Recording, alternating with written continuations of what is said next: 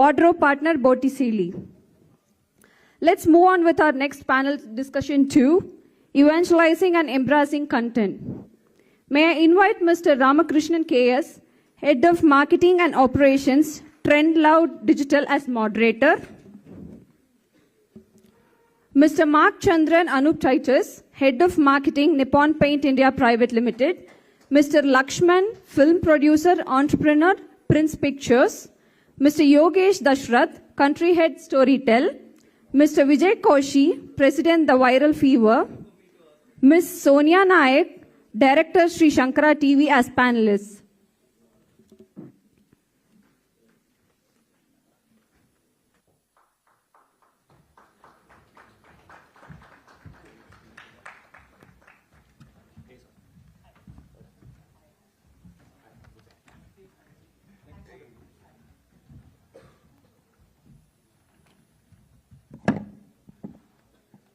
We good to begin? Hey guys, thanks for coming. This is a post-launch session. I know it's going to be really difficult for me to keep the engagements high, but let me do the best.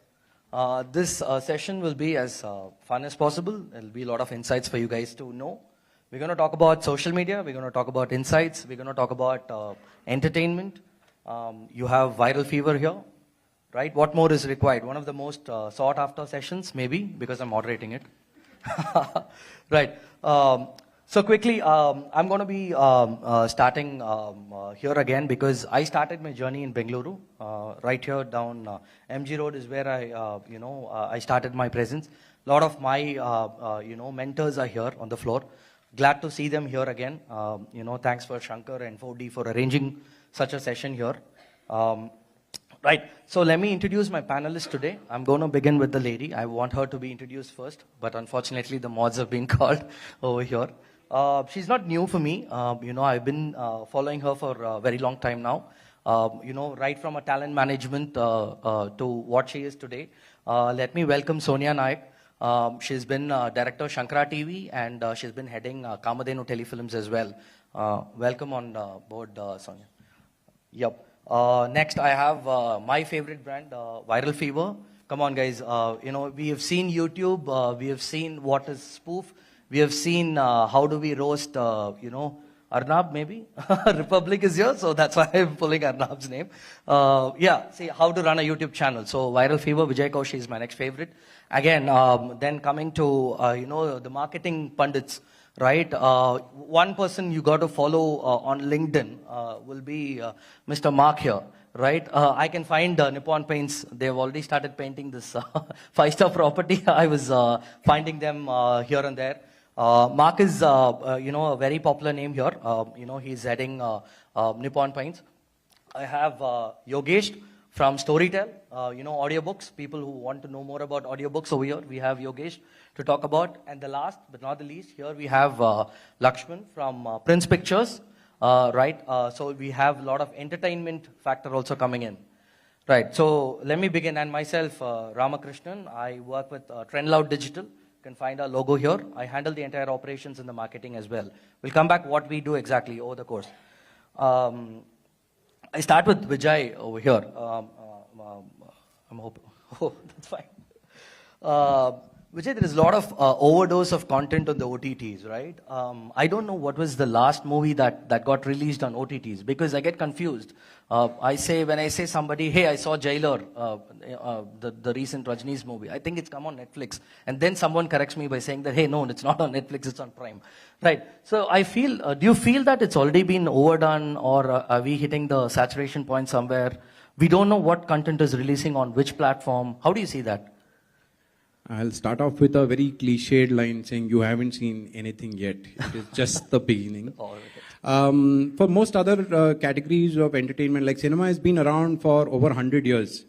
Nobody said, oh, how is it still surviving? Oh, it's an overdose. I think consumption over the years has only increased. After OTTs come, I have North Indian friends of mine recommending Malayalam movies to me. Absolutely. I mean, absolutely. That itself tells you that good content will find its way to the audience. So irrespective of language, irrespective of format, irrespective of whatever it is, It's like water. It will somehow find its way and reach the audience. We have been around for 12 years, and I will tell you, what we've made in the past 3 years is more than what we've done in the entire balance period. So, and we are growing at a very, very rapid pace. Nice. So we've done practically almost 20 shows last year. And we are also getting across to other languages and formats. In fact, we've done Hostel Days, Tamil, Telugu, besides the Hindi version. Hold your breath, you will see Panchayat, Tamil, Telugu also hopefully hitting the screens this year. Nice. In addition to us doing Panchayat. So, I don't think there is overdose. It's just that in the good old days in TV, you were forced to watch whatever was fed to the most advertiser-friendly target group, which is your female 30 to 45, she's the housewife. So you would have to watch the brain-dead kitchen politics, mother-in-law, daughter-in-law kind of thing, which is fine. I mean, there is an audience for that. But what about the rest of them? What about the young adults? What about the male audience? What about... So there is enough and more scope for it to grow and grow. So there is, I don't think it is peaked yet. There's lots more to come. Right, right. My next thing for Mark.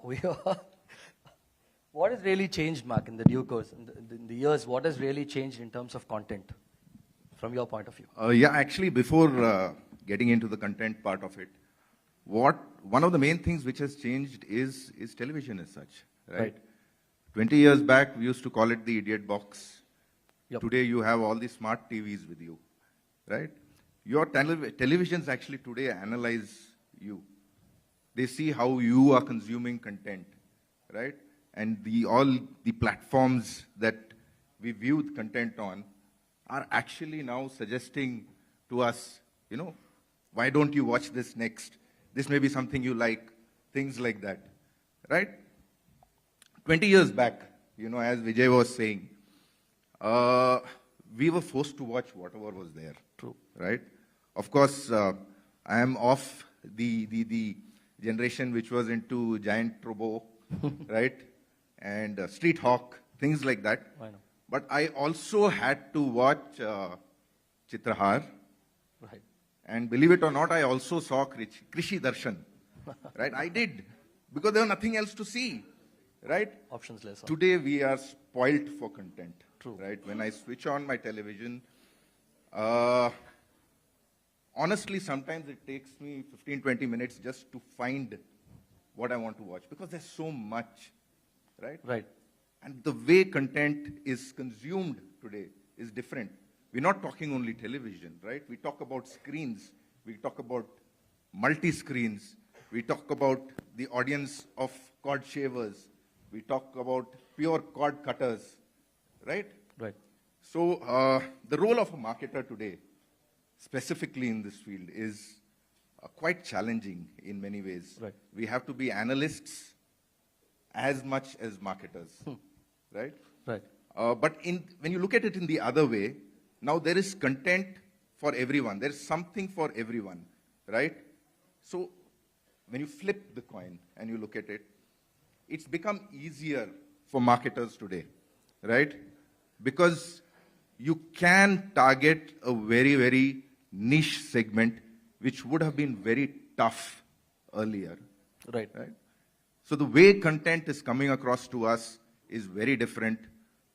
Today, marketers have the opportunity of working early with content producers to build in integration which is not so forced, not so in your face, but works well.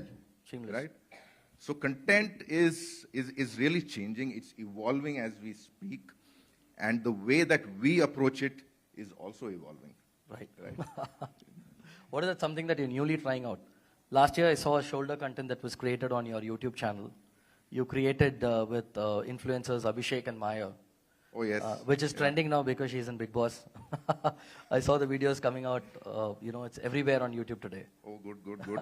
Yes, that was something that we tried out. It was a roast between Chennai and Bangalore. We used to actually sponsor both the...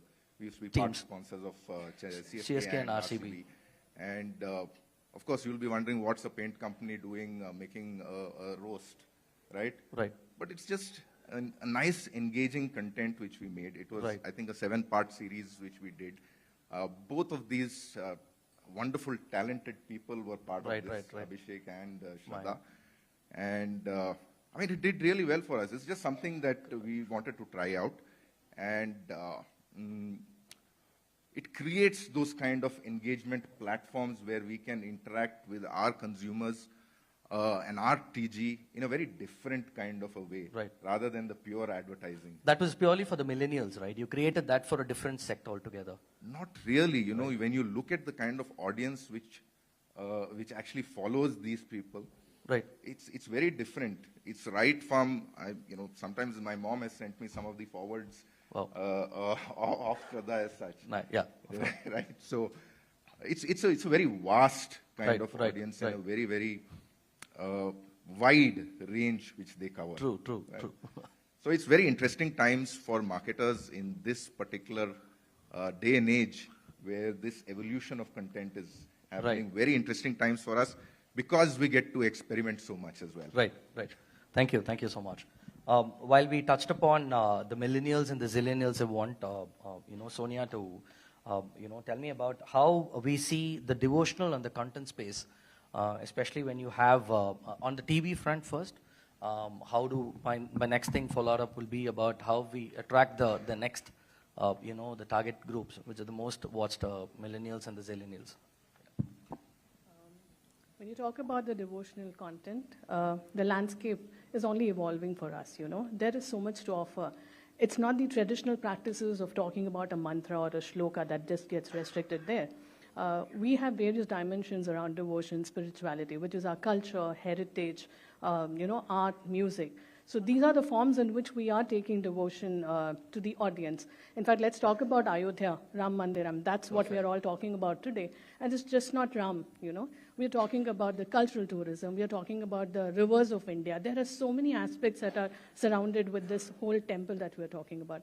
So the whole, we don't have a challenge. We actually have a lot of rich culture in our country, and there is so much to be given to the people, you know. So we are exploring that every day. And when you're talking about how do we go about reaching out to the millennials or the next generation, it's just that you have to find a way what is their sensibilities. In the sense, they love food, and there is something in traditional food. There is something in tourism. They love exploring tourism. Travel and tourism is huge, you know. So we are trying to put all of that. In fact, for us in the channel, our tagline is modernity rooted in tradition. So we're talking about innovating. We are with the progress that's happening, the modernization, but we have our beliefs and values which is there. So we are rooted within that, you know. Even for that matter, the language, Tamil and Kannada being our core markets, language is a very important part. And language, devotion, spirituality holds a lot of connection together, you know. So it's never been a challenge for us. Even in fact, in our channel, if you see the programming team, the team that is doing the entire programming in the channel is not oldies. They're in the age group of 24 to 35. And some of my colleagues are right here. So, you know, it's never been a difficult task for us. Right. Very seasonal, right? You have something the entire country is talking about, the opening of Ram Mandir and everything. How do advertisers see this? It's a great opportunity. In fact, I was just telling my colleagues that I have 5 clients who've called me in the past 2 hours saying, where is your proposal? The release orders are ready. Where is the whole content plan, you know? Yeah. Advertisers are absolutely into it. And it's not restricted to, you know, what typically people will talk is devotion. So it will be a manjal kumkum or an agarbatti. No, it's beyond that. For that matter, let's say colors, nippons. If I have to go to Mark tomorrow and pitch this, it's the colors of India on this Ayodhya Mandir, right? So there's so much to offer. So we've never had a challenge. Another classic example, let's say, is Ramraj. Again, a traditional product, a dhoti. Yeah. But he actually had an innovation, and he came with Velcro dhoti. Yep. You know, so the advertisers are also having a synergy. We are together. We are creating whatever the brands want. And it's not anymore about just running their ads on the channel or whatever. It's about brand solutions, and we work with the advertiser to offer whatever he wants. Absolutely. I hope you get the arrow by today evening. Mark. Right. I'm coming to one of the most sought after topics that we at Trendload bank upon, social media. This is for Yogesh here. Yogesh, tell me something. We are sitting on a very powerful medium, right? Whatever we speak here, it's up already. Someone or other is going to bank that. how do we value this as one is as a brand and two is as a as a content person? Whether can I go through the reach or the ER or the likes? How will I value that? So it really depends on what you want, right? So as a company, when we do advertisement, so when we talk about social media, we are looking at two things. I mean, one is, of course, what's the rate of conversion? So when, for example, when we work with influencers or others, maybe there is a campaign code that we give to check out in terms of what's the result is. Right. And the second thing is, of course, branding. In terms of... you say about the CTAs you're talking about. Okay, perfect. Okay. The CTAs would be more the digital advertising. Right. I would say when you talk about influencer, I mean, let's imagine you do a very popular influencer and you get 1 million people, but you get hardly a few hundred conversions. Right. But on the other hand, because especially when it comes to something like Storytel, which is into audiobooks and books, so you have a niche core audience. Perfect. So sometimes over there, a influencer with 1 million person is not the most effective person. It may be somebody who has got only 3,000 followers. Quality, more of quality. But again, it depends on what sort of brand you are doing. Right. But so I would say there would be two things. So one is, of course, the direct conversions, and the second one is brand, brand recall. And I think this is where, at least internally, it depends company to company. Like, you don't build brands in a day. It's I know marketing has a lot of metrics, and pretty sure you've got it, and I have seen too many metrics and sat in many presentations. But it takes like 5-10 years, right? Because it's not as if your investment will give you return today, but it's what the accumulated investment over the number of years. Right. That is how you build a brand. Right. So I think when you talk about social media, at least our experience is that when you want to build a brand, doing offline or television and that is still maybe a bit more effective than pure social media or influencers. Right. It can be one part, but the majority, and again, I mean, it really depends company to company. I think each company would have a different experience. But our experience across different countries, because Storytel is present today in every country, but we actively market in almost 30 countries. Right. So our experience is, if you want to build a brand, maybe offline is maybe a bit more important part. But that too, you have to do it over a number of years. Right. You cannot just spend a lot of money in 1 year and be done with it. Right. While on the other hand, social media and influencers are very useful when you talk a bit more conversion and a bit more short-term push. How do you engage with the conversions? How do you know that it's getting converted? Again, I mean, it really depends on product, but for us, it's very simple. There is a campaign code or there is a specific code. More of downloads. So in the back end, no, not downloads. We don't really care about downloads, right? We are a subscription service. Yeah. So we only care about paid users. Paid users, right. But in the back end, we know how many people actually turn to paid users and how many people remain paid users over the number of period. Right. Because when we talk about marketing, retaining them, it's always about your customer lifetime value has to be more than the marketing cost. Right. Thank you.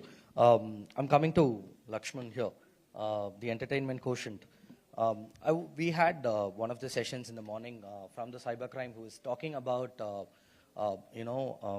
let us not censor digital soon, but we are forced to do it, right?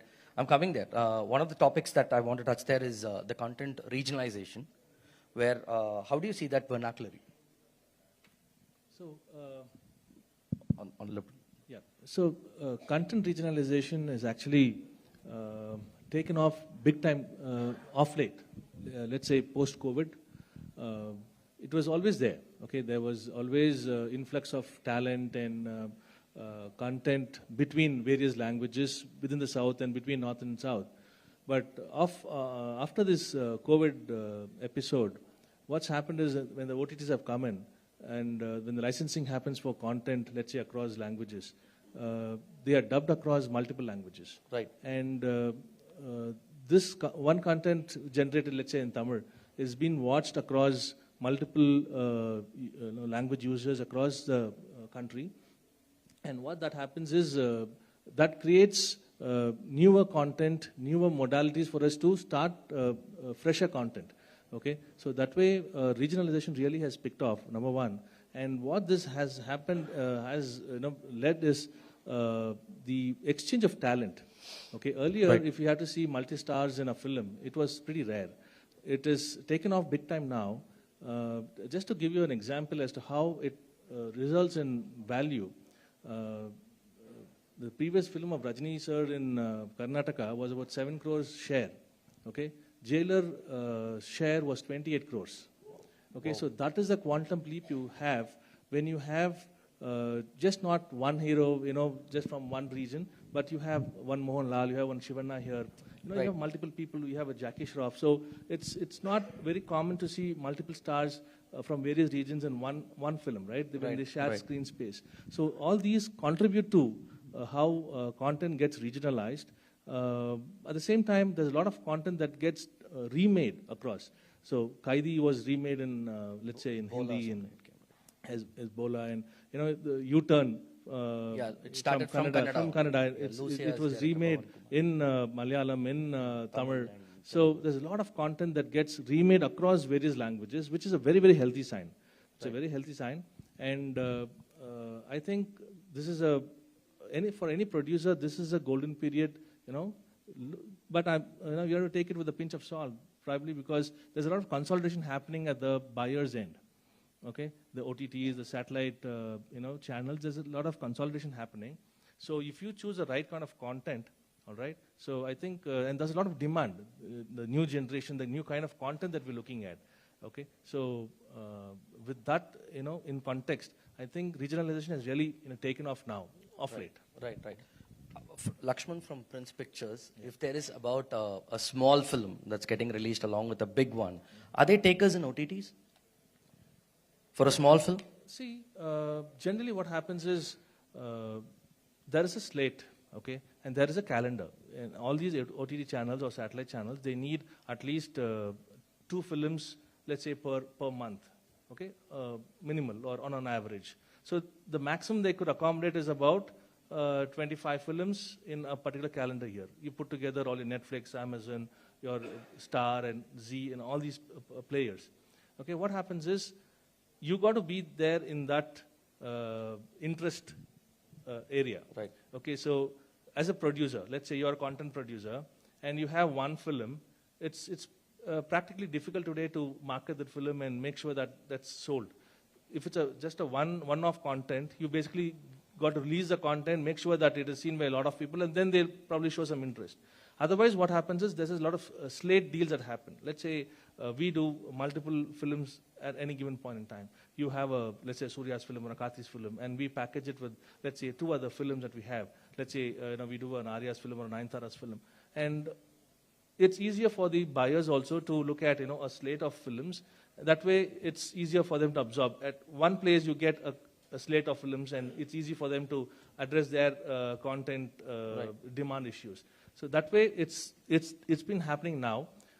Of one-off content, if it's a small content, there are buyers, but there are hybrid models that have come in. And Amazon has a hybrid model. So earlier, it used to be a perpetual sale, right? Yeah. So you give them to Amazon or anybody for a 99 here, it's a perpetual sale. Now, it's come down to a hybrid model where they buy it for a year. Okay? Right. After that, the content comes back to you. So you decide whether you want to renew the deal with Amazon, or you can go to any other partner to put your content on. Yes. So that's a good thing that's happening. Slowly, it's moving on to the states where content is being not bought completely, but it's like, I buy a content, we share profits. So I think the trend is moving towards there, but we yet to see it. Right. Is it going to coexist finally? You will have an OTT release as well as the theatrical that's going to happen.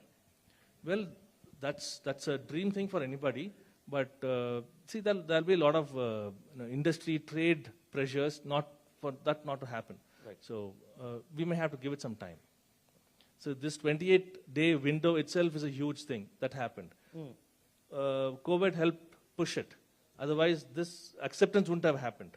Right. All right. So now a film gets released, whether it's a Vijay's film or a Rajini's film or any big actor's film, you release that film on OTT in 28 days. Earlier, it was a 100-day window, right? Yeah. And this has reduced your piracy issues and all that, as a byproduct.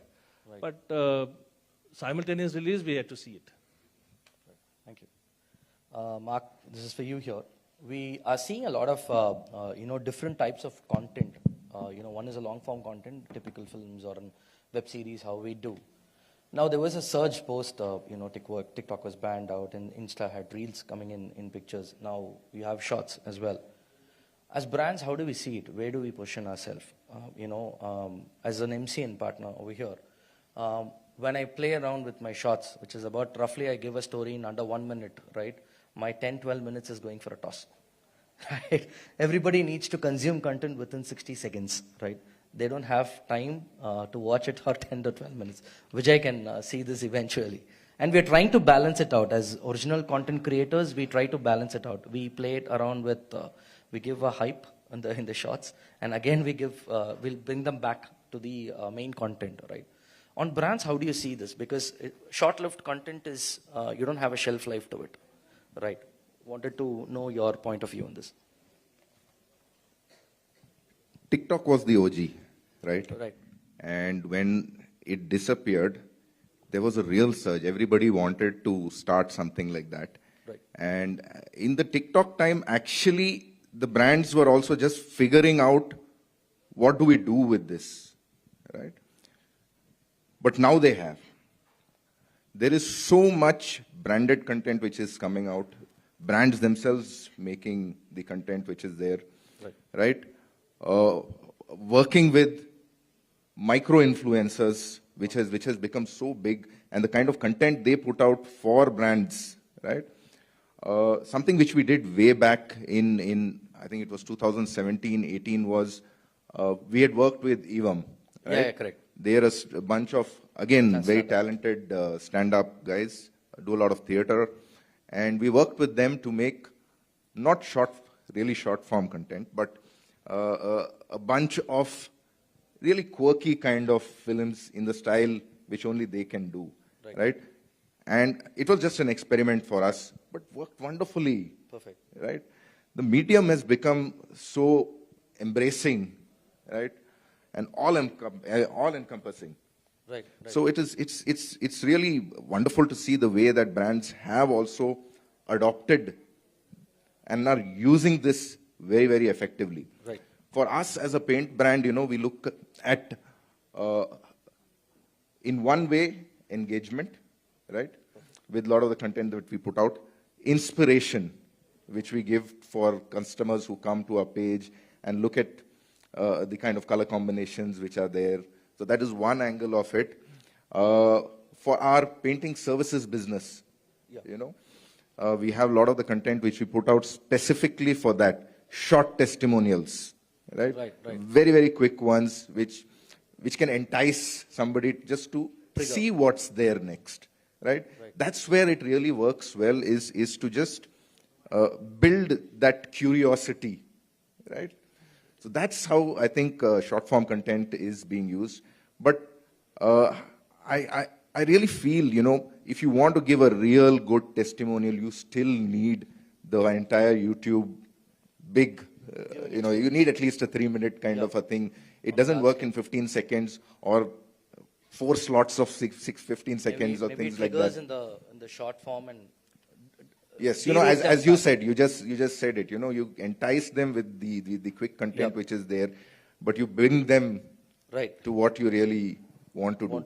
These platforms also have changed, Ram. It's not what it used to be so many years back. True. Today, to be very honest, in the last 1 year or so, most of my impulse purchases have been only on Instagram. Wow. Never on Amazon or a physical store as such. No, my own personal impulse purchases, right? So the platforms have evolved so much, that it is giving opportunities not only to brands, right, but to individuals to actually build their own little bit of commerce into these platforms. Do you think it will work, as in like putting Mark as a proper user on an Insta, where you get a sponsored ad on another paint brand? Would you make him do a shop now feature, get switched on? Would you go there and see, the paint is a product is very close to your heart, right? You don't pick and choose. It's like touch and feel types, right? You can't choose over a click. That's what we thought a few years back. Even a few years back, we would never have thought paint can sell online. Right. Because as you said, it's a very personal experience for paint. You want Perfect. to see the colors, you want to experience it, things like that. You would be surprised to know today we are selling on Amazon. Wow. We are actually selling on Amazon paint. Right. Right? And it was an experimentation, again, that we did. We worked very closely with the Amazon category team to develop this. And to our surprise, it's actually doing well, Right. along with so many of the other categories which are selling. Who right? makes the decisions here? The men or as usual, the women or the... I really don't know, because unfortunately, I don't have access to the consumer data from Amazon as yet. Right? So I don't know who's buying it. I have my own assumptions which we are doing. We can't reach out to those consumers to find out, who's doing it.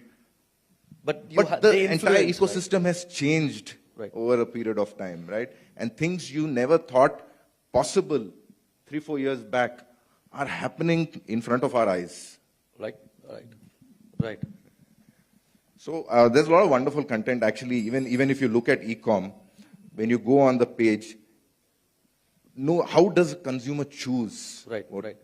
That's also a form of content, I would say. Yeah. Perfect.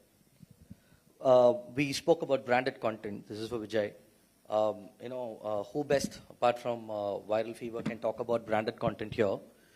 You've been doing the Panchayat and the quota factories, right? Everything has been going as a branded content only. How do you see that? As in, like, going forward, I found your catalog as well for 2023, and 24 looks really promising over here. What is the key takeaway for brands here? And how do we, for the agencies, we have a lot of agencies here as well. Agencies? What is that? Sorry. I get that. Our mother brand is TVF, and in this part of the world, whenever we go to a client's office and we say TVF, they say TVS. I say, no, it's not S, it's F. F as in the F for fourth dimension, that F. So it's TVF. Incidentally, some of our best work in storytelling in web series has come from Bangalore. We've done pictures with Kingfisher. We've done permanent roommates with Common Floor. Season 1. Season 2 was with Ola. Then, of course, there's Unacademy and Quota Factory, Unacademy and Aspirant. I'm sure some of these names ring a bell. At least the brand names, I'm hoping, ring a bell to people here. I will also think of some of the statements. I think this gentleman from Brill said, Jairam, I think he mentioned about how consumers are rejecting most regular advertising, and you get feedback from the comments and all of that. Mark here, my friend, is also facing a challenging time because the audience's tastes are changing. There are so many options, whether I do influencer, whether I do short form, long form, pre-rolls, search, lots of other performance-based advertising. Then Yogesh made some statement about how there are quick fixes and there is long-term brand building. So if you take all of this into consideration, what has happened in the branded content space is there's been a huge explosion in the ownership of smartphones itself. In 2013, I normally don't quote too much data, but 2013 there were 90 million smartphones.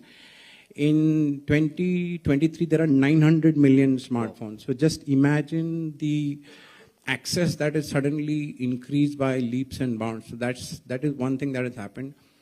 B is, I think the COVID probably was one of the best things that happened to us, because the consumers were all shacked up at home and they had no choice, and suddenly they woke up and saw content on OTT, and they said, wow, this is probably some of the best content, very engaging, very entertaining, and they just hung on, they just continued from there. So I think from then what has happened is marketers have been a little more open to trying out doing branded content. It's still not there yet. I mean, I was thinking of Soumya's statement that something happened in Ayodhya and clients calling saying, we have lots of ROs. No, after 13 years of creating some of the best content in the country, we still don't have our phones ringing. We still don't have clients breaking the door and saying we want to partner. Although secretly inside their own boardroom, they must be saying, hey, I also want to do what Unacademy did. I also want to do what Kingfisher did. I also want to do what Tata Motors did with tripling. But that is a huge leap of faith you have to take. You have to understand that gone are the days when I could control everything. I could control my advertising. I could control my audiences. I could control it. That was the medium of pushing communication down.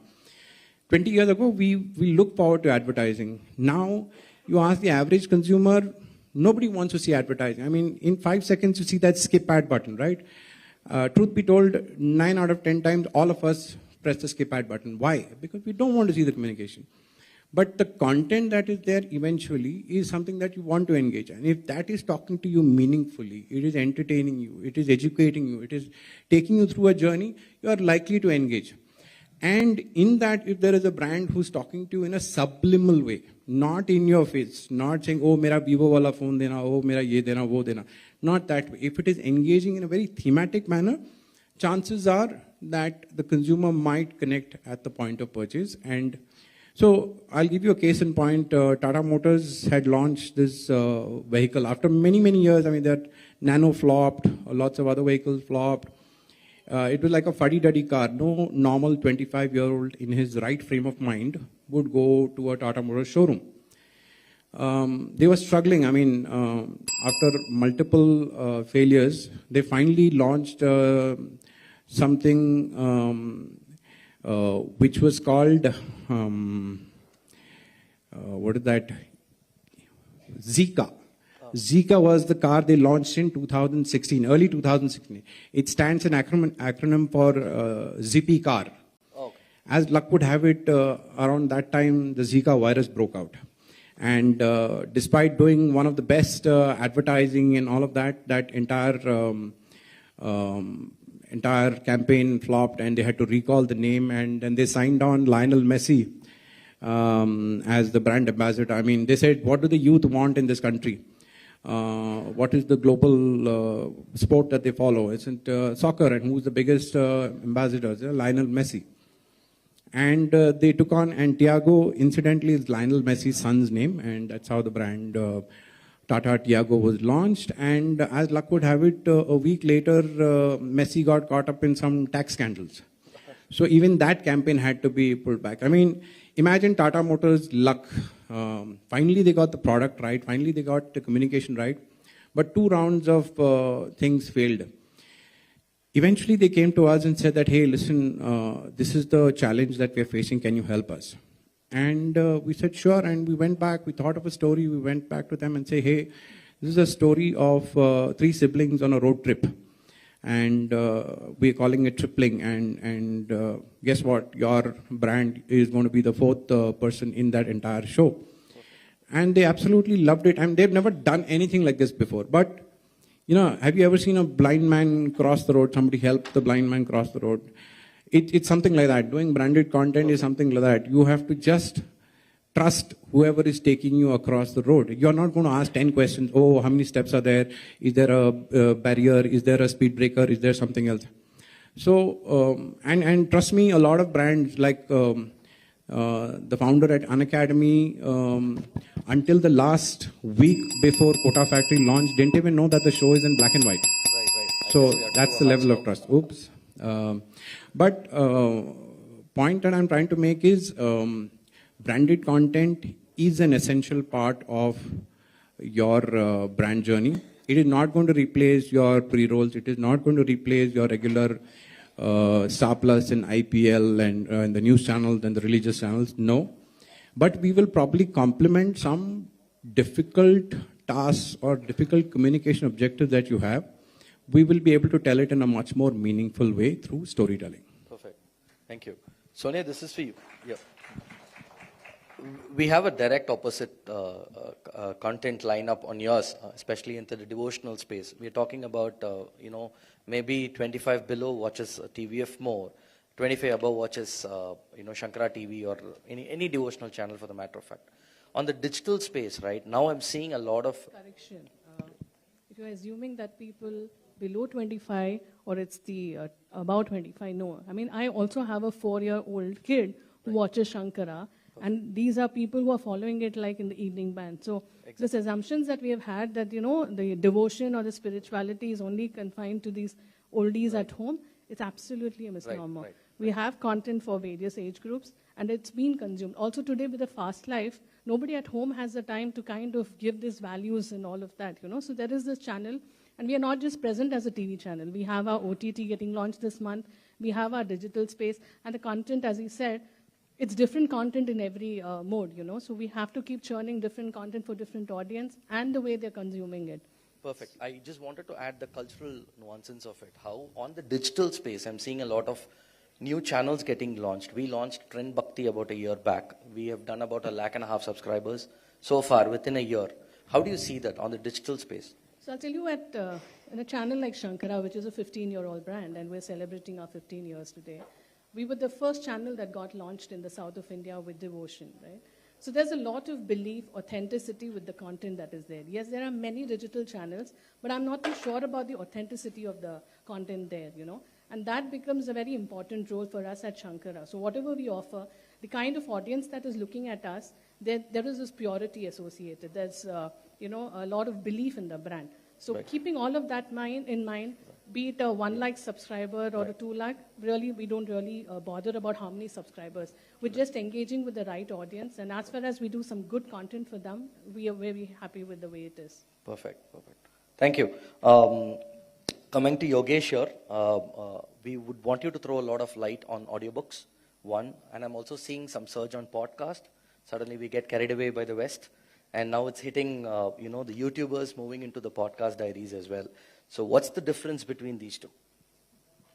Quickly. When we speak about audiobooks and podcast, typically an audiobook is just a an audio version of a written book. So there will be no modifications to the actual content of the book. While when we talk about podcast, it is typically, there are two types of podcast. One is an unscripted one, which is a host-driven one, where this is something like this. So this could easily be a podcast, where you get experts who are talking to each other either in a about and subject or just having fun, like Cyrus does, for example. Or you could have a scripted podcast, which is closer to an audio original, which is also a lot of people do. So when you talk about the growth of audiobook and podcast, when we started, Storytel started in India in 2017, we launched it. So we were the first India-based unlimited streaming audiobook company. That point of time, I would say the audiobook and the podcast market in India would not even be a few crore rupees. Like if I have to guess, last year, looking at all the players, now it is more than 150-200 crore rupees in 5 years. So in a bigger picture, the amount is small, but the growth has been great. And I think it will continue to be like that. So if I take a look at some of players, I mean, there is us, there is Audible, there is Pocket, there is Cuckoo. And if I take a look at this entire area, last kind of guesses were that we do know that there are almost 4 to 5 million people now in India who are regularly listening to audiobooks, while the same number for podcast, people put it somewhere between 50 million to 100 million. And we're talking about YouTube. So people do listen to podcasts on podcast apps like Spotify. But based on our own experience of some of the marketing podcasts we do, people listen almost as much or more on YouTube in a listen-only mode compared to podcast apps as well.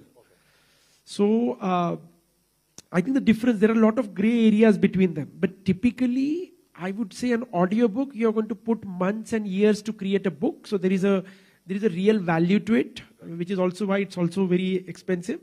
While if you take a look at podcast, it has low time commitment to make it. So the barriers to entry are much more smaller. Right, thank you. My last question for Lakshman here. We were discussing about the interactive video, right? It's all about experience like we all summed it up for. How do you see that?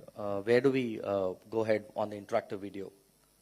So, interactive video right now is being used in the OTT and the small screen area, okay, where the makers take the inputs from the customers or the audience to change the direction of how a content moves or how the screenplay moves. For example, if Rajamouli sir had to take a direction from the audience or a poll from the audience as to if, Katappa had to kill Bahubali. And the screenplay changes based on whether he killed or did not kill.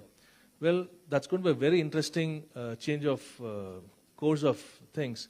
But are we ready for it from a time commitment, from a resource commitment point of view? I think we're yet to be there. It may happen in the long term, but a full-on interactive on large-scale film or the long format, I don't think it's doubtful. But there could be experiments. There could be experiments done there. More to come on that side. Yes, I think so. Perfect. So we are summing it up quickly. We started off with how the devotional space is taking place in the market, and the next couple of more days is going to be full of devotion, where the entire India will be talking about it, right? Like Vijay said, the creator economy is booming here. We bank more on creators, like Trendloud is filled up with creators, so Viral Fever as well. And when we have Mark beside us, I guess we can keep traveling more, right? We need brands, we need agencies to support creators over there. And similarly through Yogesh as well for Storytel, right? That's about it from us. We are open for questions from you guys. Anything that you wanted to ask us upon? Yep, someone there, sorry.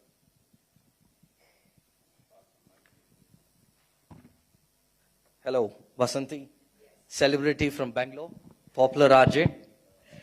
Welcome. Thank you, Ram. My name is Vasanti Hariprakash, as Ram mentioned. I'm from the podcast space. In fact, I'm the founder of Pickle Jar Media as well. Very interesting discussion. What I was wondering was the challenge that on the other side. I see all of you from, let's say, the production, but from the demand side, I would say that it's very challenging for the individual content creator. There are lots of misses and there are a few hits. I think also in the audio space, I wanted a quick word from you. I heard Yogesh speak about the podcasting one, right, versus the audiobooks. What we typically find is that the acceptance of streaming platforms like Spotify to accept the non-celeb podcasts.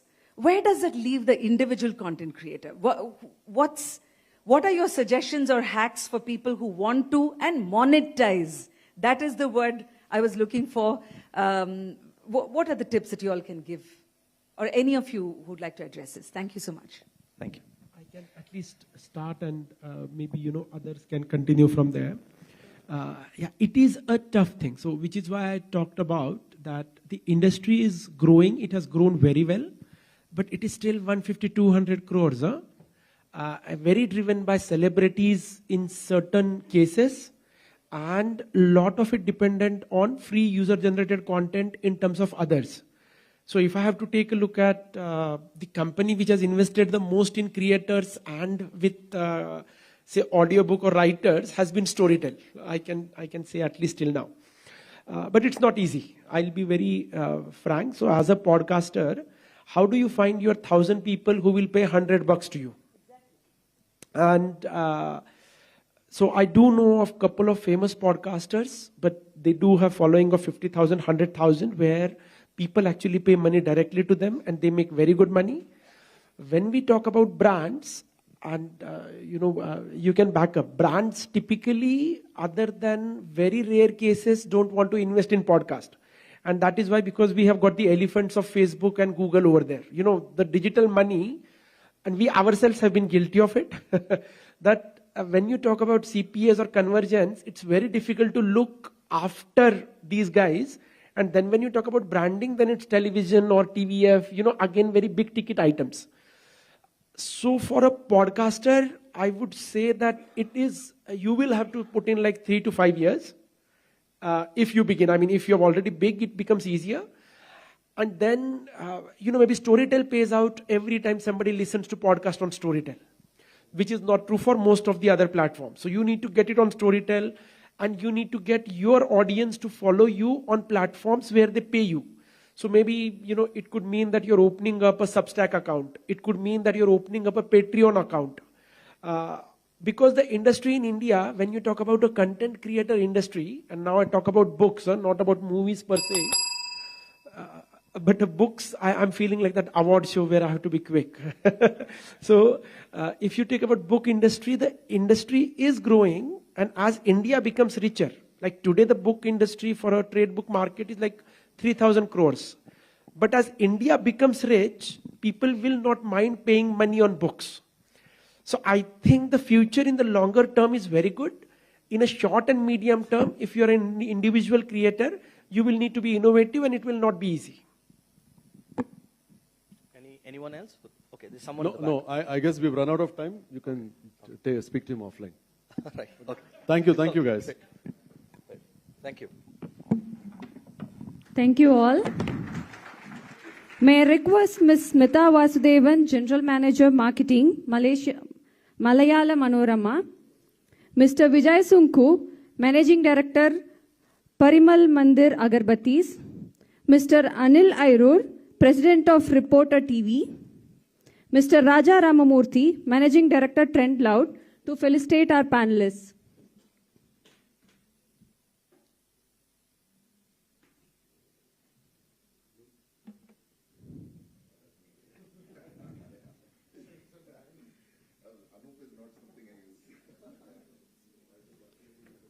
Mr. Mark Chandran Anup Titus,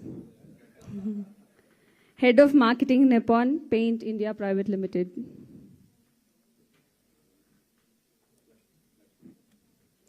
Mr. Lakshman, Film Producer, Entrepreneur, Prince Pictures.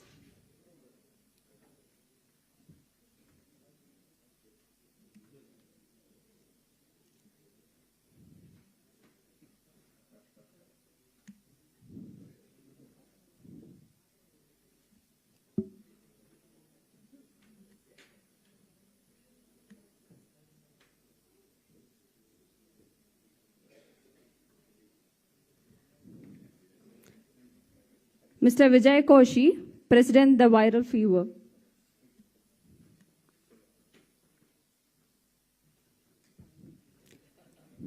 Ms. Sonia Nayak, Director, Sri Shankara TV, Kamadedu Telefilms Private Limited.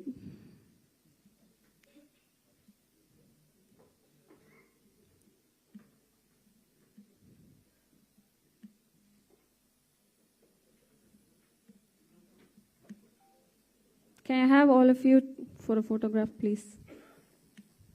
Sir, all of you, please. Sir?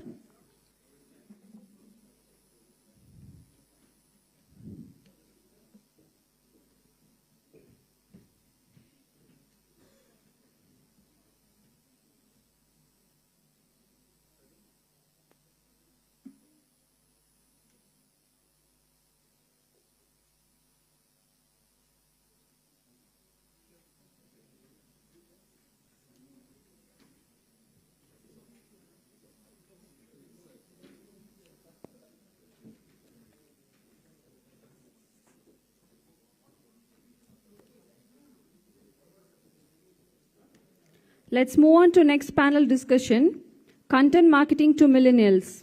I invite Mr. Deepak Karnani, Director, Sirivan Media, as moderator. I request panelists, Mr. Chandrasekhar Reddy, Head of Sales and Marketing, Gemini Edibles and Fats India Private Limited. Mr. Ramsai Panchapa Kesan, Managing Director, Investments Harvest Media India.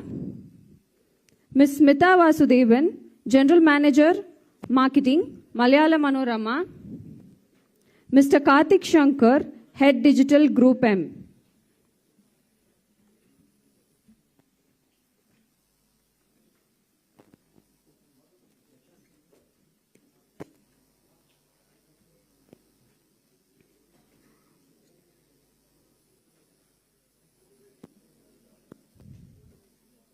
To the captivating world of Puthuyugam, a journey that began on October 5th, 2013, when the Pudhiya Talamurai group expanded into the realms of entertainment, touching millions of hearts along the way.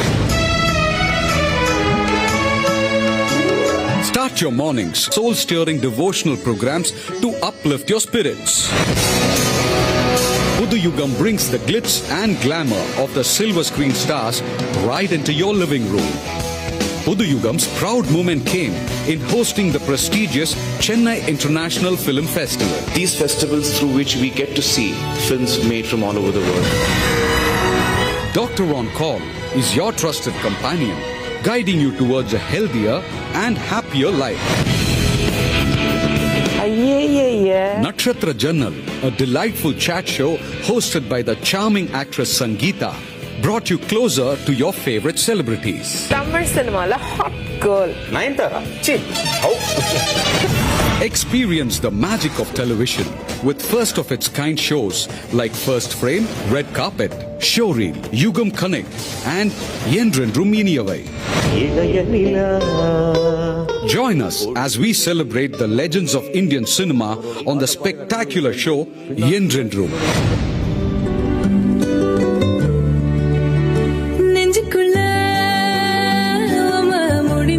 For all the young lovers out there, Love Bites is a hit show that celebrates the essence of love.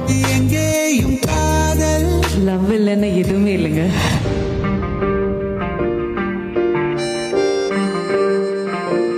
Puthuyugam has telecasted several captivating stage shows featuring musical legends from the South Indian movie industry. One such show is Yuvam,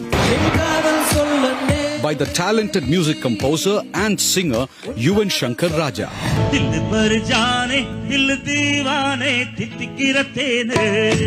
Stars the melodious voices of Mano and Shivangi, enthralling the audience with popular Tamil songs.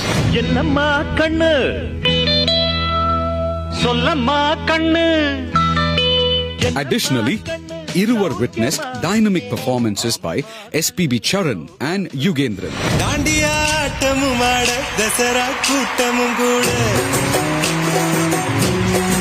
This apart, the grand show by Unni Menon and Srinisha lit up the stage.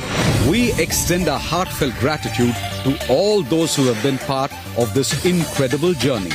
Thank you for being a part of Puthuyugam's wonderful expedition, and we look forward to entertaining you even more in the years to come. Stay tuned for excitement, inspiration and joy only on Puthuyugam.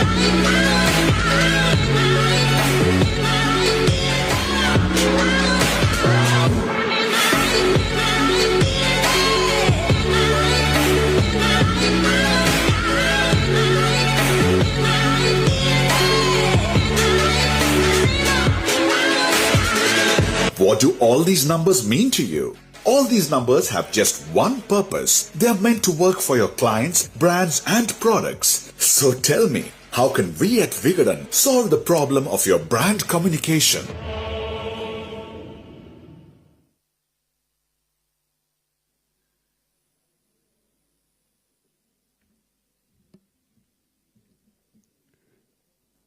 Next panel discussion would be on content marketing to millennials.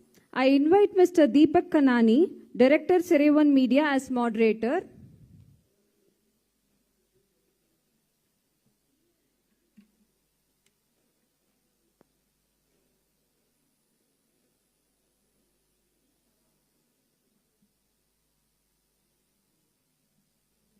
Our panelist, Mr. Chandrasekhara Reddy, Head of Sales and Marketing, Gemini Edibles and Fats India Private Limited. Mr. Ramsai Panchapakesan, Managing Partner, Investments, Havas Media India. Ms. Smita Vasudevan, General Manager, Marketing, Malayalam Manorama. Mr. Karthik Shankar, Head Digital, Group M as panelist on stage.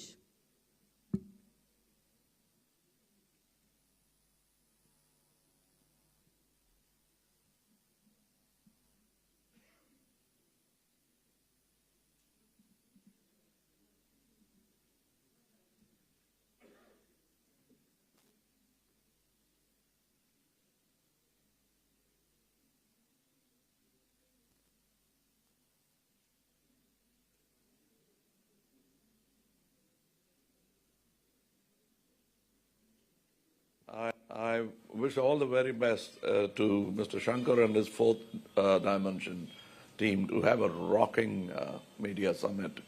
It's a great idea. I wish I could have been there, but I have my pre-commitments. But then it's not going to stop with this 1 year. It's going to continue. I wish them all the very best.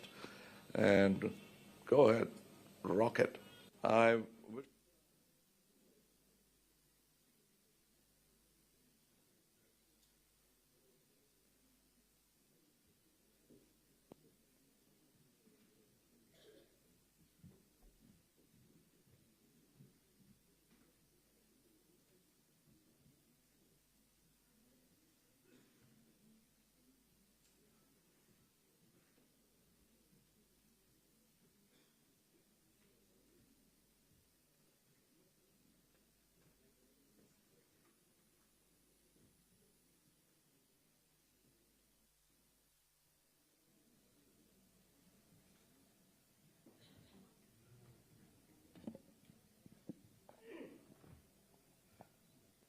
Sorry, we are a little late. We thought our session was at 4:15.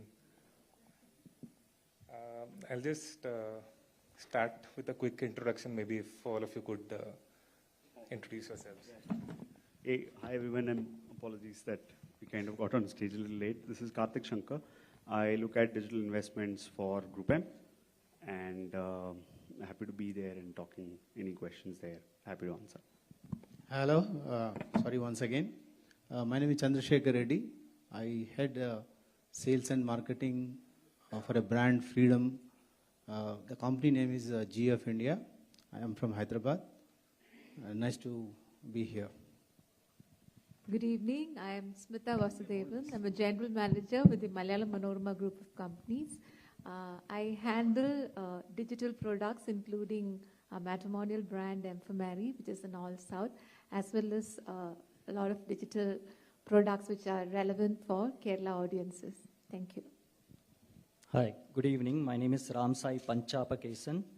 I work for Havas and I lead investments for Havas as well as the growth, business growth for Havas India. Thanks. I'll just start with the first question because the topic,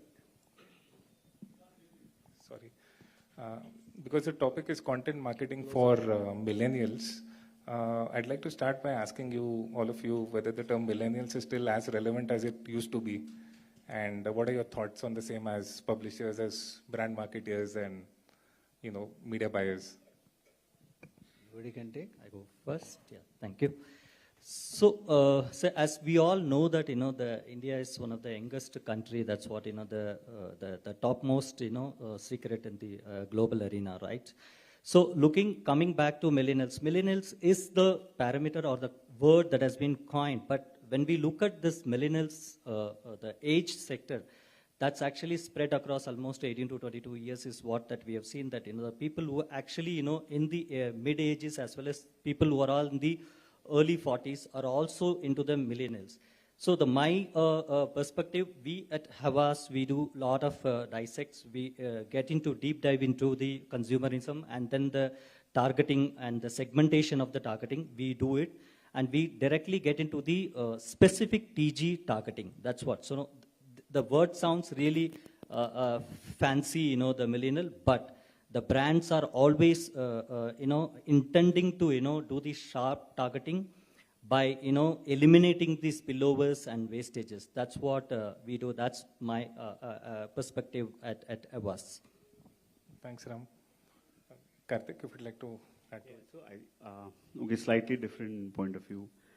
I don't think millennials or defining the age group really matters in this space, as we're all evolving, right? And discovery is one big piece, right? Discovery is where brands learn at multiple touch points what's changing as consumer behavior. And as agencies and also as brands and also the ecosystem evolves to know what is working, what are the touch points, and how do we really engage them there.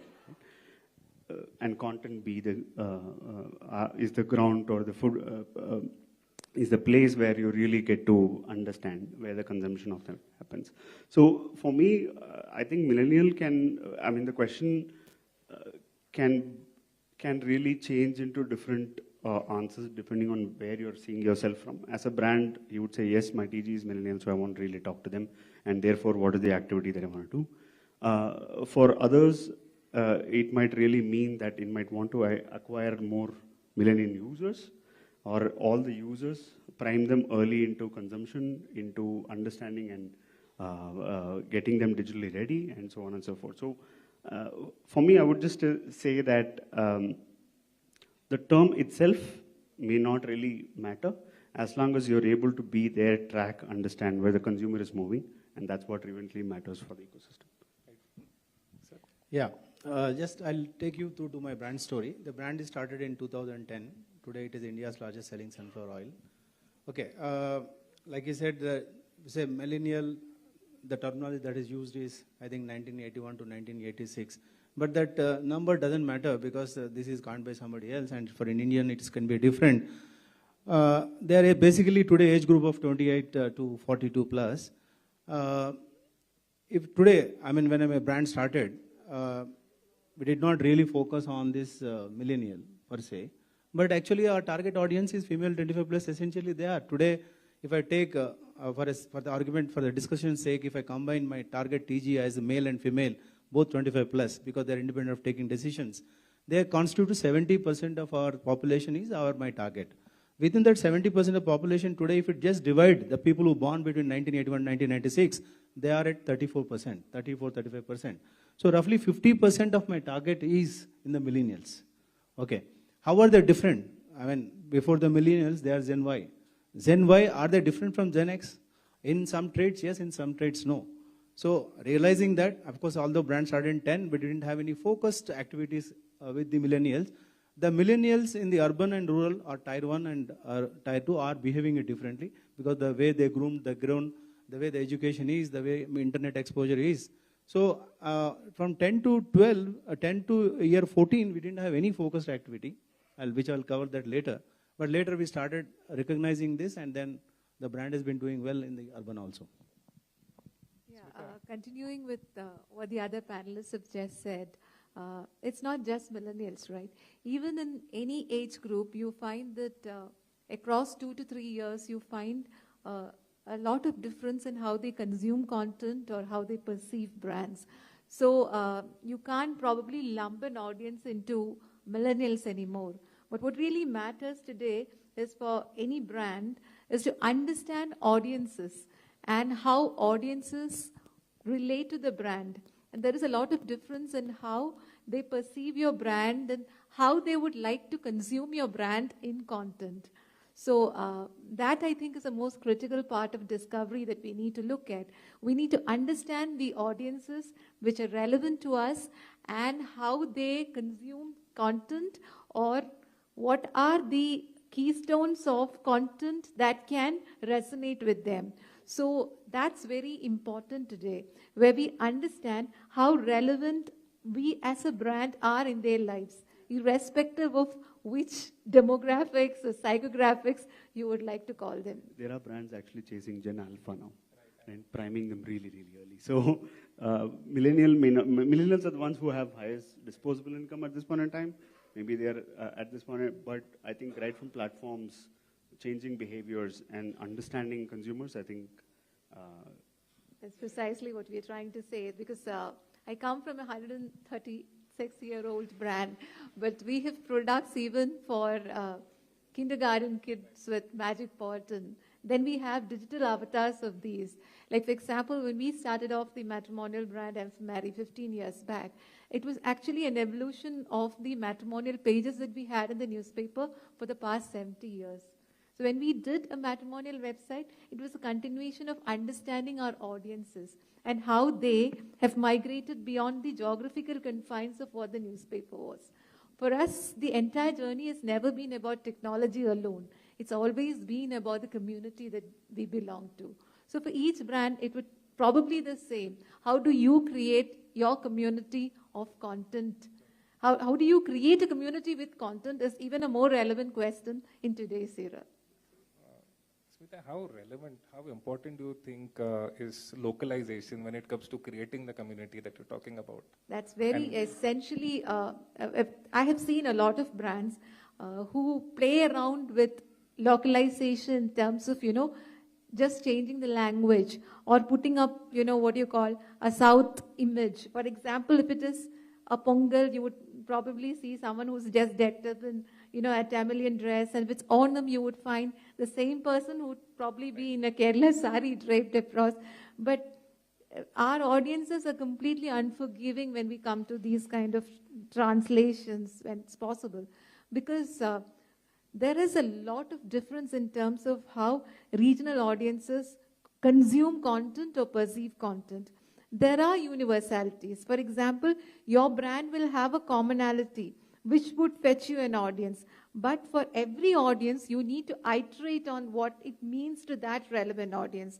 That's where I think, content has to be essentially relevant to those whom you're speaking to, for which you need to have a localization, not just in terms of a particular place, but in terms of even the affinity that you draw upon. Which leads me to the next question for marketers and buyers. One of the challenges we face in content marketing is how do we address the ROI that's delivered with various forms of content.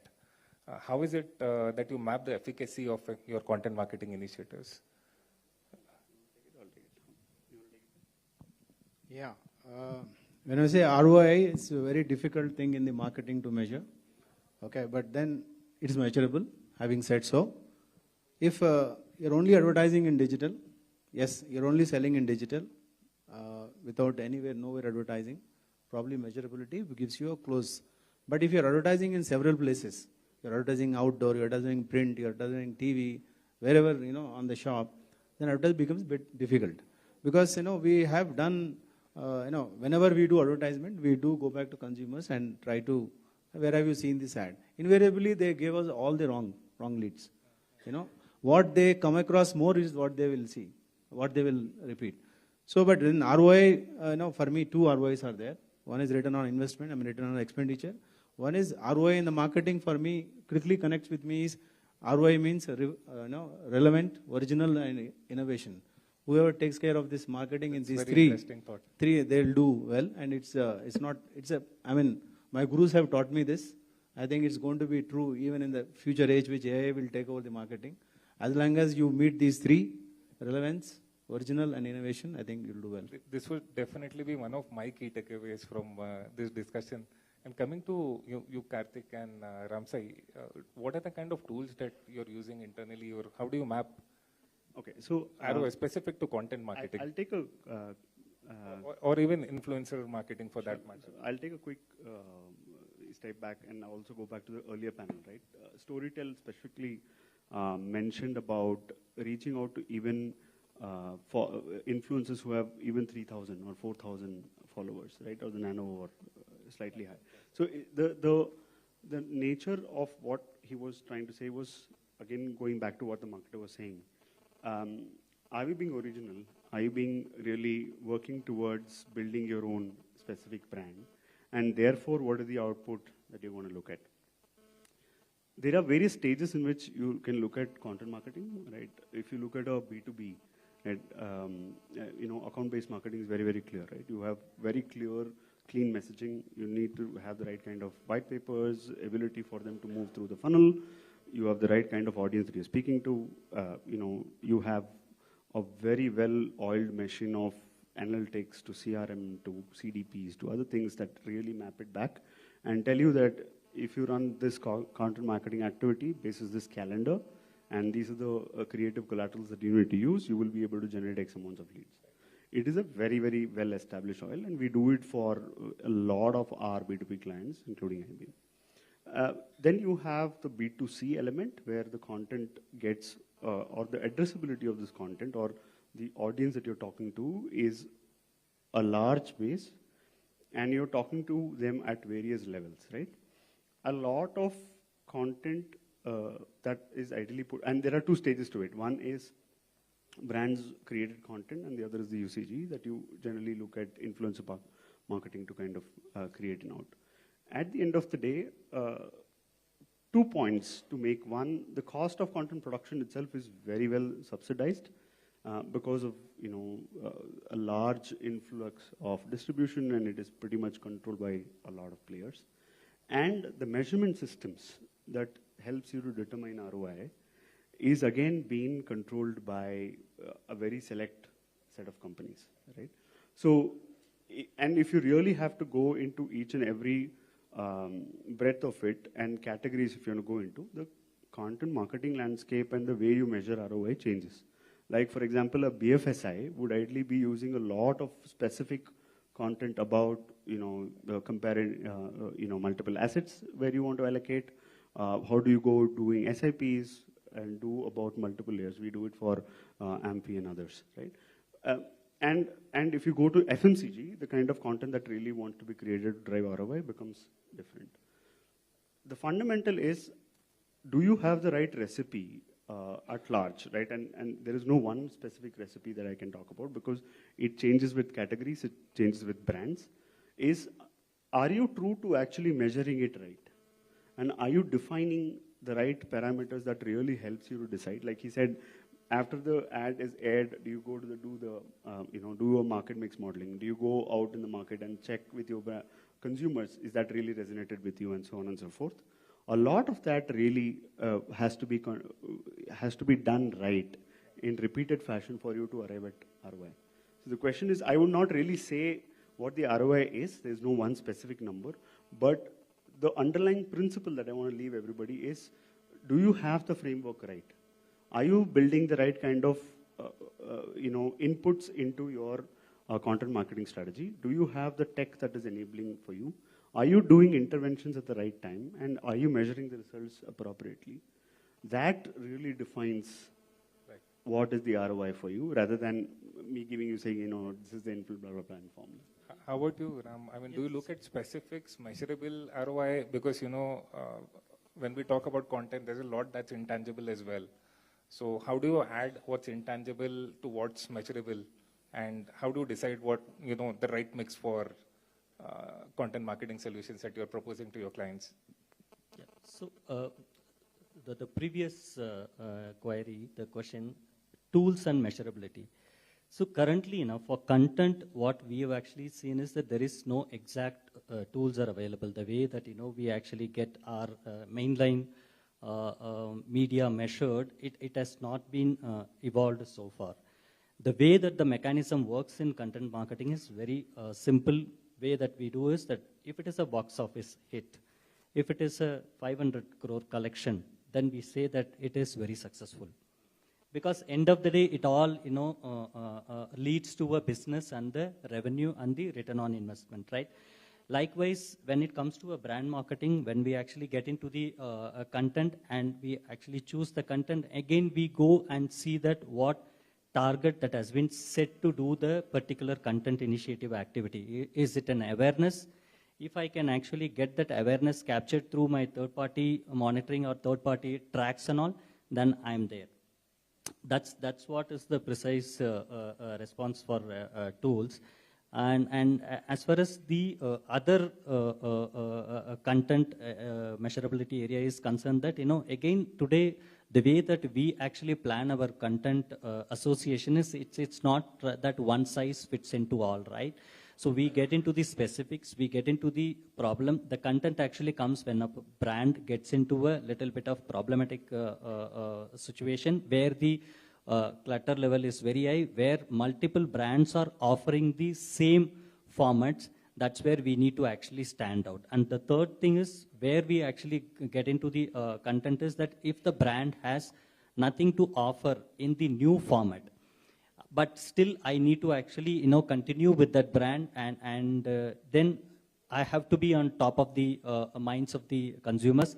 Then the content actually comes. Then I start making my brand as a character within the content, and then it start living in the people's and the consumers' mind for them to actually build that consideration again and again in their mind space. That's what it's of my opinion. And any standout examples that come to your mind, Chandra, basis of something that you would have done in the past that really worked well for your brand, or something, Smita, that you would have suggested to some of your brand partners that really stood out as an example of good piece of content marketing? Yeah, I think coming from both the publisher as well as brand marketer perspective, I think we will go with what we have tried with our own media, because we have the flexibility of using a lot of diverse media at our end. We are, when I'm speaking about a matrimonial website, we cannot probably talk about just technology. I mean, we could say that we're using AI to make your partner search better. We could say we're doing more advanced filtering for you. But at the end of the story, people are experience goods.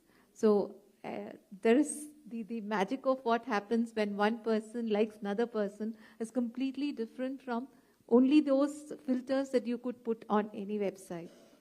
So what we've thought about was the best part of what we say are the stories that our customers do. So this is a storytelling that we have used as content across our platforms. So this goes into stories on Manorama Online as people's stories and how they met. And every person has a different story on how they met their life mate. And each of them are unique. And there's a lot of interest for other people to read these stories as well. So on Instagram, it takes a different form. On print, where we do daily profiles, this is the way we showcase our user base. So content in earlier days used to be one big television ad where we put a lot of energy into creating the brand story. Today, every piece of communication that you do with your customer is that content. So our brands really equipped to handle the plethora of content creation that we are having today. The question is today, content is so democratized that, as Karthik just mentioned, it's not just 3,000 people. I mean, you follow a lot of your friends who may only have 200 of your peer group, but they are influencers as well. So it is the onus is on the brand to showcase themselves in every piece of content they create. And everything that the brand speaks, how the brand acts, and every part of that brand has to resonate in that storytelling. Because ultimately, your brand is the story. And how you say it has to be everywhere. So, Chandra, how do you manage to do all of it, right? How do you manage to get the right message out through content? And if there are any standout examples which you can share with us? There's no right, wrong, but the process has to be right. So with every communication that we have been doing, so I'm just going above the content. The content first is the communication, that what route that we want to take. So with every communication, we go to consumer and what's connected you. For example, I just need a bit of more time here. The brand launched first with establishing the name, a Freedom name, but later we took into some consumer insight came that your Freedom refined sunflower oil consumes less. There's nothing great about our oil, because if you give it genuinely 100% sunflower oil properly refined, it has to consume less only. So on that we have gone into kam tel mein zyada kana. It's not that it consumes less. We advise also to use less and cautiously, and it consumes less. Then later, the same story we have been repeatedly saying that, for example, connecting to the millennials, today's young women are not as much as, it used to be the moment they are adults kind of a thing. Learning cooking is the regular thing. But of late, the current women, because of the career conscious or whatever it is, or because of technology, or mom is a call away, or mother-in-law is a call away, so it's not their priority. So with that insight we made, so every communication we made so far, every year, one TVC is made with some consumer, very impactful consumer, but the communication is same, but refreshing. So that's what it is. But in terms of failures, there are many. As many success and communication, we made at least probably more than 20 communication, whether digital or TV. As many failures and success are there, but accepting it quickly. It's not that sometimes consumer what gives goes well. Sometimes you may not put it properly, but accepting it quickly is the boldness lies there. So. This much time is, I need 45 minutes to tell what failed, what success. So I can't be telling in few valuable minutes. So, I mean, we are a room full of content marketers, media publishers. So I'd like to ask you if, there's a couple of pieces of advice that you can give that this is what we look for in content. Or if, what is it that advertisers really want when it comes to content marketing? A lot of it you have answered through the previous questions as well, but if young and budding content marketer were to come to you I will and say pose this question. 5 C's. Understand consumer, understand the culture, understand the company, understand the category, understand the connections. I mean, touch points. That's great. That's great. So. I mean, this is very, very sharp to the brand and requirement. Each has 10 minutes speech to say. I have a slightly different POV, right? I don't know if you guys follow Yuval Harari. He has a very interesting thing to say, right? One of the the core of what we are, right, is the language, the communication, right? That power really gives the ability to connect with people, gives you trust, and eventually is responsible where we are today, right? We have given away that to AI.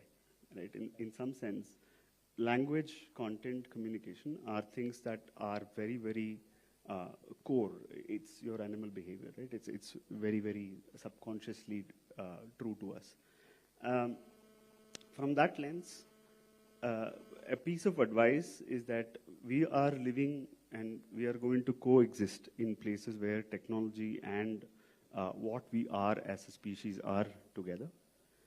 If you're able to connect, if you're able to build and sustain, and when you look at building products, when you look at building technologies, when you look at communicating using content and build platforms accordingly, and build tools to measure and things, as long as you're able to kind of coexist and use insights and the animal behavior that is core to your communication and your language and culture that he talked about, if you're able to have the right balance mix of both, is the where really your success is, right?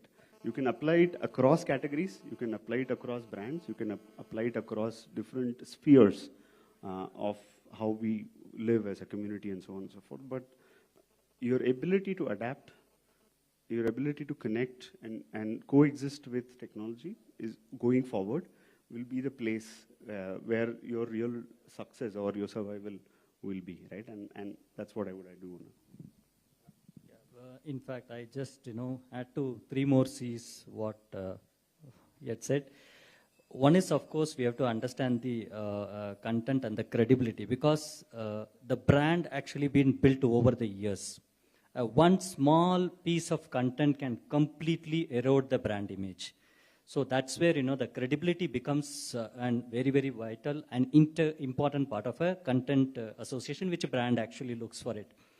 The other one is, of course, everything we keep in mind, and the competition also. So most of the times what happens, sometimes, the brands will actually look at us not, channelizing or, wasting our energy towards chasing the competition strategy. There has to be a unique strategy. The content has to chase for the brand, where the brand can actually stand out in a unique proposition that actually gives the brand best return. And the third C is what we at Havas are very, very mindful of, is cost.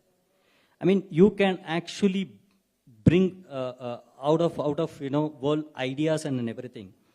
if those ideas are not within the brand operating budget or brand's operating cost, or if it is not there at the affordability level, then actually that idea completely goes under the drain. This is what actually, precisely the three C's that with all, humble and greatness, I just wanted to add it to that. We have that 8 C's today. Let's see how many more C's we can add. And what do you feel about content marketing beyond digital? Because, a lot of our discussion today is focused on digital, mobiles becoming the first screen for users. So, but with platforms and mediums like, print, TV, radio as well, what's your approach towards content creation or branded content within these mediums? Actually, so while I was flying, I was watching a movie. I mean, I never heard of that movie, to be very honest. Kahan Ko Gaye Hain Hum. That's the movie name, Hindi movie name.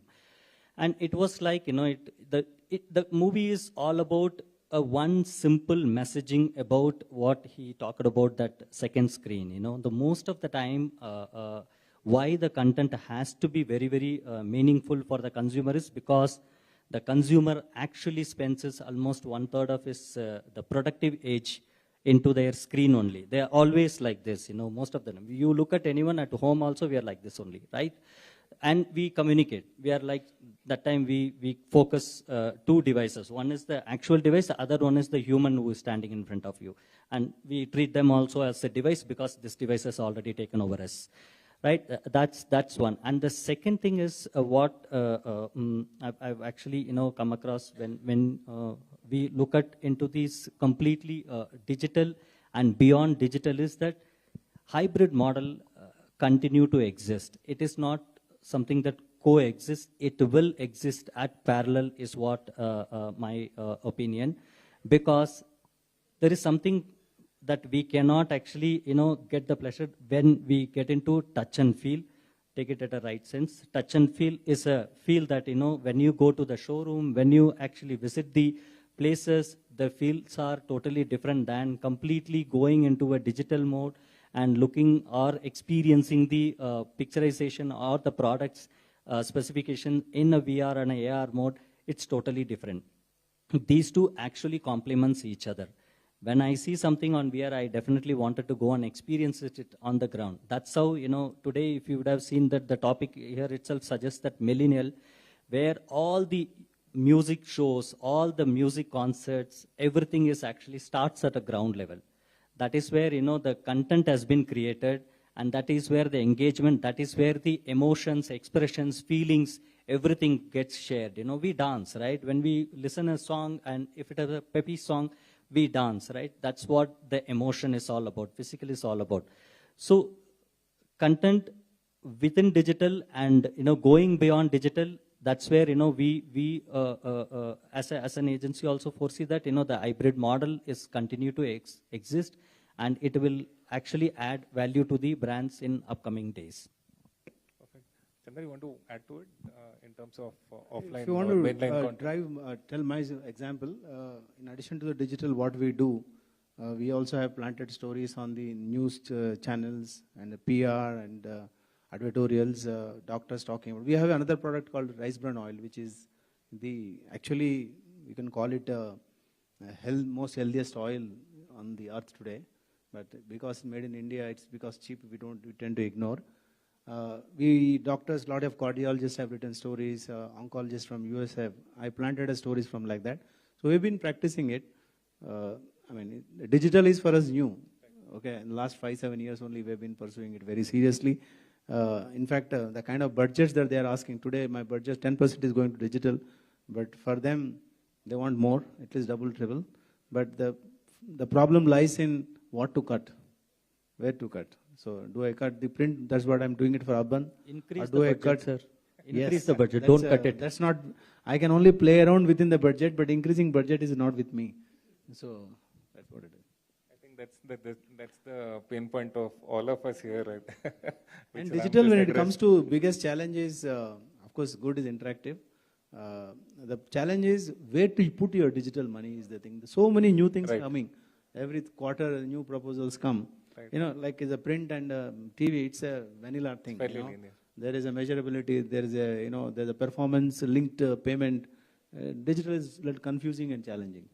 There's actually two parts to this, right? One is the digital content as a content, and the other is content put out on distribution, and you still be able to digitize or measure it digitally. Both are two different aspects of measuring content, right? I think digital content comes with an innate ability for you to measure and therefore track and respond. For the content that is put out, if you're able to digitize or have digital enablers that can measure for you, it still is a place for you to kind of build ROI metrics or insights that you can look at. Like I understand, I've seen multiple use cases where there's a company which basically has the QR code that you can scan on a newspaper, on a print ad, and the ad comes alive and you can track multiple elements around it. So technology as digitization and applying digitization across distribution and the touch points where the content is distributed is different from the digital content in itself, right? So I think that is very, very critical for brands to analyze and take calls on. So to sum it up, I would just want to ask one final question to all of you, more than a question, a statement. Do you see any emerging trends, given that we are at the start of the year? Do you see any standout trends coming up as far as content marketing is concerned? Localization is what we spoke about it. Within the localization, there is a personalization is also, is going to happen, is what we have actually looking at, because the penetration for the brands or the penetration amongst the consumer, it can only happen through the expansion in terms of the markets, and the expansion actually comes through the more and more, geographical, crossing the geographical boundaries is what. That is where the localization we talk about it. And that has been happening it for quite some time now. Now, within local, the personalization is what the upcoming trend that we foresee. For me, coming also from a purely technology-driven perspective, I think what 2024 for brands would really look at is an opportunity to look at content not just from a brand to consumer perspective, but also as an opportunity for a consumer to speak to the brand as well. So content done right is a conversation. So that conversation can kickstart if you realize how your content can include the customer. And your brand is also co-created with the customer. So along with UGC, you find the power of content when it becomes a conversation. Yeah, I would not like to predict on where we are going to lead. Anyway, all of us know that AI has already taken some part of the content creation, and maybe it will take more. I'm not really worried there because I'm going to be there where the consumer is. But the problem is for me is going to be the way digital is growing, while TV not declining as much as expected because of the rural and urban divide, and probably because of many more issues. The challenges for a marketing, choosing the right medium is going to be it's been always challenging, but it is simpler. It was only one channel, one TV, and Doordarshan was there. And Doordarshan, so many channels have become, it's become all the more challenging. Print plus TV plus outdoor, it was all. Now print plus digital, within the digital, performance marketing, cause marketing, this marketing, that marketing. With there so many marketing, content creation, this, that, and all that, it's going to be very painful, but we have to live with this. You have the skillful fellow who can get into this will win. You have experts in Ram and Karthik who can help you with all Sure. your concerns. That's why we are doing it so good. So from my end, I think what are the trends? Trends are your supply on content is going to continuously grow, right? Your touch points, the time spent is definitely going to be there. AI is definitely disrupting, right? You have a lot of content coming in, so that's things like one last point. And third is the cost to really engage to get the brand to have an ROI is going to continue to dip, right? But having new currencies, new metrics, and new measurements are very, very important. And it is imperative that we need to bring it now and then. Otherwise, it's just going to be a losing battle. So these are three major points that I thought. Perfect. So I think we are running out of time, but done thank you all justice. for. Yeah. Thank you. Thanks a lot. Sorry? Thank you. Thanks, everyone. Sir, please be on stage for the felicitation. May I request Mr. Pankaj, SRM University, Mr. Bala and Babu, Fourth Dimension Media Solutions, to facilitate the guests.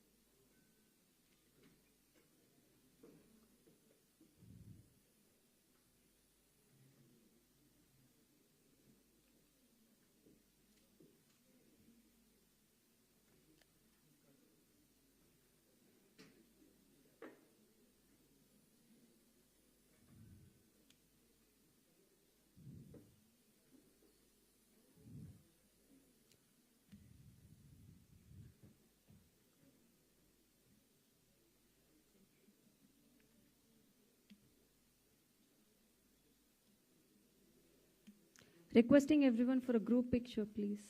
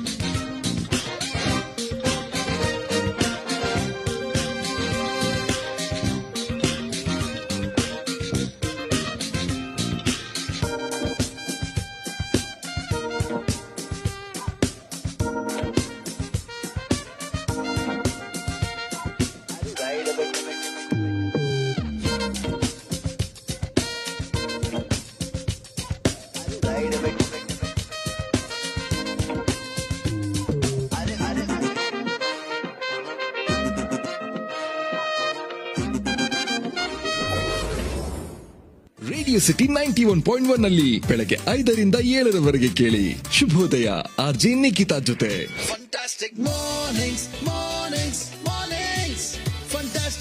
Fantastic morning RJ Pallavi ಜೊತೆ ಬೆಳಗ್ಗೆ 7ರಿಂದ 11. Star express RJ Netra ಜೊತೆ ಕೇಳಿ ಬೆಳಗ್ಗೆ 11ರಿಂದ ಮಧ್ಯಾಹ್ನ 2. ನೀವ್ ಕೇಳ್ತಾ ಇದ್ದೀರಾ ರೇಡಿಯೋ ಸಿಟಿ. ರೌಂಡ್ ರೌಂಡ್ ರಜಸ್ನ ಮಾತುಕತೆ ಹರಟೆ ಮಧ್ಯಾಹ್ನ 2ರಿಂದ ಸಂಜೆ 4ರವರೆಗೆ.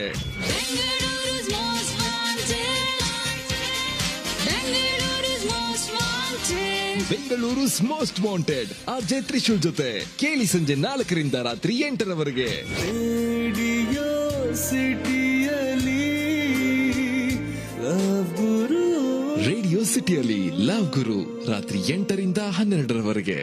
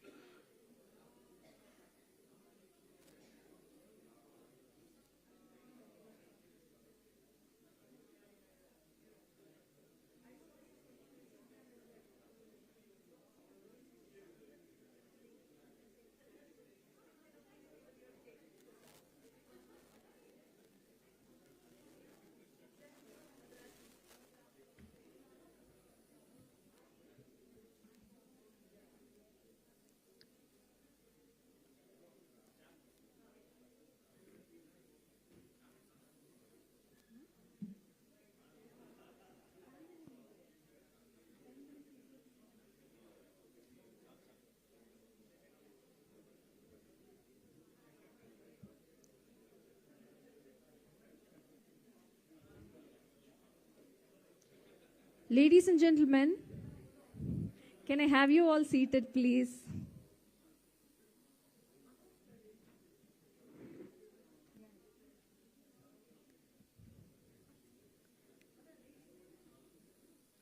May I invite Mr. Bijoy Nair, Zonal Head, Programming South Head Content for all 3 South languages, to quickly speak about disruption in radio innovation. Can I have you all seated, please?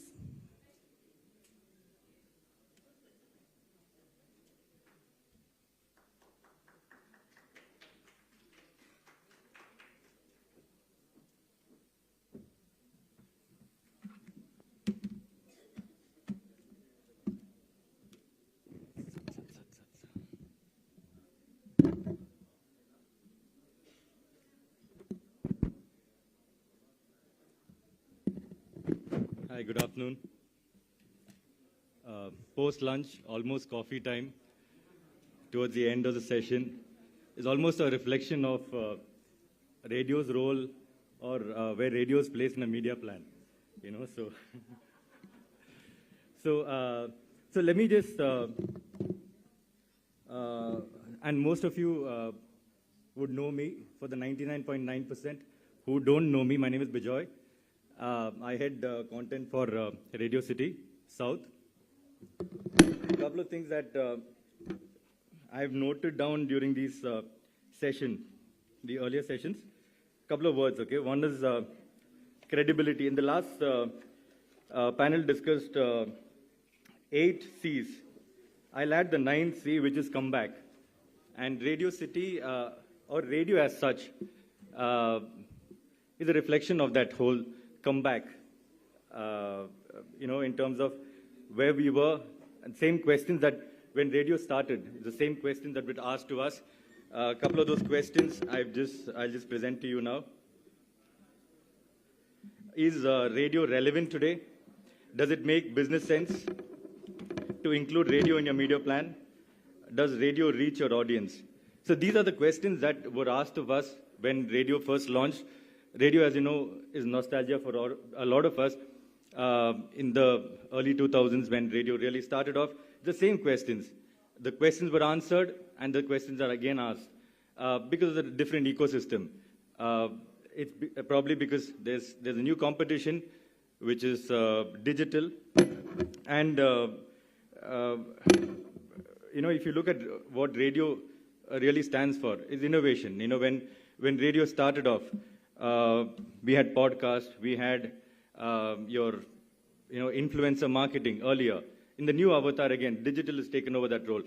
And when you really look at radio's role, even in the influencer marketing ecosystem, you have your RJs, and RJs were the OGs of your influencer marketing.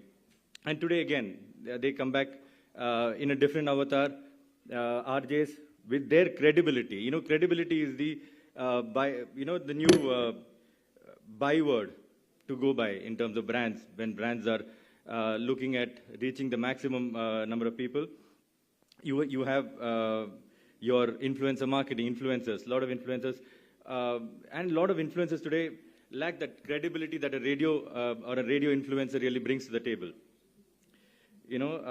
So the questions that were asked earlier in terms of, is radio relevant? Is radio necessarily a part of your media plan? I'd like to answer with a couple of mandatory slides that my research guys asked me to present. Okay, so radio really, in the last 1 month, 45% of media consumers have listened to radio. These are some numbers that you guys can take back, when you really make your media plan. Radio reaches 29.7 million listeners in India every week. 88% of millennials and Gen Xers believe that one of radio's primary advantage is local feel. 61% of radio listeners say that the main reason they tune in is because it uplifts their mood and gives up a feeling of companionship. So these are some numbers that should stay with you all. And when you look at influencer marketing, when you look at credibility, when you look at a couple of other, I think Sundar from General Mills had spoken about vernacular reach, and somebody had mentioned about, let me just come back to this, give me a minute.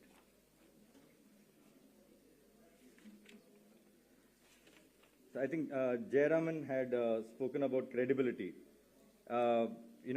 And in terms of credibility, I want you guys to ponder about the word credibility for a minute.